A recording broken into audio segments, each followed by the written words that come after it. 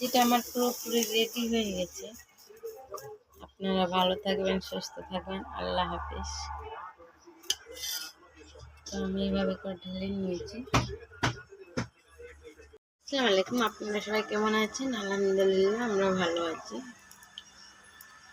তো আজকে আমি সিম আলু রান্না করব, সিম আলু বেগুন। তার জন্য এখানে আমি 2টা পেঁয়াজ কেটে নিয়েছি। পেঁয়াজটা দিয়ে দিলাম।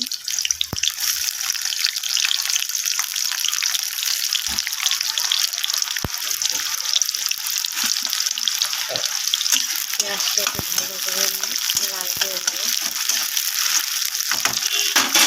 এখানে 2টা টমেটো রেখেছি, টমেটো 2টা কেটে নেব। এই যে সিম আলু বেগুনটা কেটে আমি ধুয়ে নিয়েছি ভালো করে,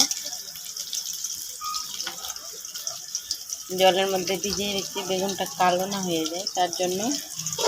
তো আপনাদের রোজা সবারই কেমন কাটছে জানি না, আশা করছি সবারই রোজা ভালোই কাটছে, আমাদেরও ভালোই কাটছে। পেঁয়াজটা আমার লাল হয়ে গেছে। এখন আমি এই পর্যায়ে মশলাটা দিয়ে দেবো। তো আমি এখানে আদা রসুন জিরা বাটা দিয়ে দিলাম, পরিমাণ মতো মরিচ বাটা,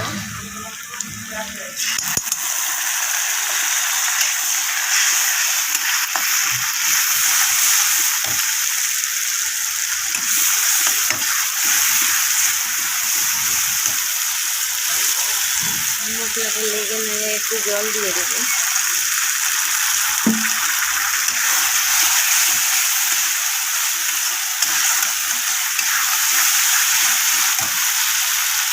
এখানে আমি পরিমাণ মতো লবণ দিয়ে দিলাম। আমাদের ভিডিওগুলো যদি ভালো লাগে অবশ্যই কমেন্ট করবেন। এই যে এখানে আমি হলুদ গুঁড়ো দিয়ে দিলাম।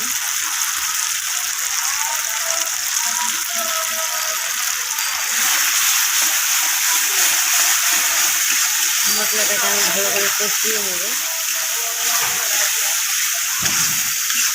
আপনারা ভালোভাবে রোজা করবেন, আপনাদের জন্য আমরা দোয়া করবো, আমাদের জন্য আপনারাও দোয়া করবেন যেন আমরা ভালোভাবে রোজা করতে পারি।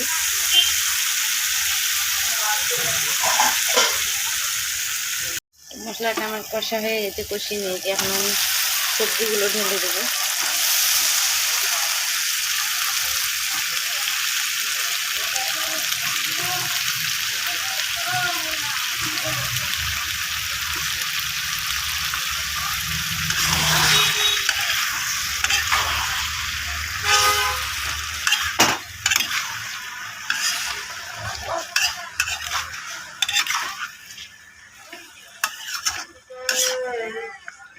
এরপরে যে আমি টমেটোটাকেও ঢেলে দেবো। আমি এখানে 2টা টমেটো নিয়েছিলাম, এগুলো কেটে দিয়েছি এইভাবে ছোটো ছোটো করে। এইগুলো টমেটো আপনাদেরকে লাগবে অনেক খাটা, কার খাট্টা না এগুলো একটু খাটা, এগুলো 2টা দিয়েছি খাট্টা হবে। তো এখানে আমি আখরির জন্য ডালটাকে ধুয়ে নিয়েছি ভালো করে। এখন আমি এর মধ্যে আদরকটা দিয়ে দিলাম, আদাটা মিক্স করে নেব। এই যে আমি শরবত বানানোর জন্য এখানে একটা লেবু নিয়ে নিয়েছি। এখানে আমি চিনি জলটাকে ভিজিয়ে দিয়েছি। তো এটা ইফতারের শরবত বানাবো আমি। লেবুটাকে চিপে নেবো এভাবে করে।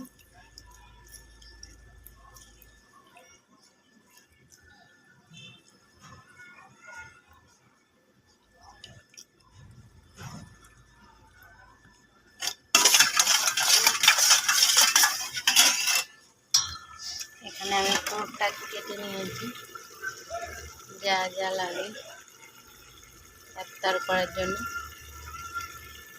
সম্পূর্ণ। সবজিটাকে কষিয়ে নিচ্ছি ভালো করে।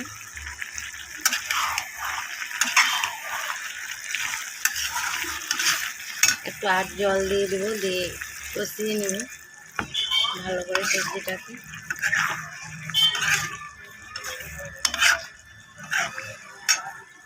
সবজিটা আমার পুরোপুরি রেডি হয়ে গেছে। আপনারা ভালো থাকবেন, সুস্থ থাকবেন। আল্লাহ হাফেজ। তো আমি এইভাবে করে ঢেলে নিয়েছি।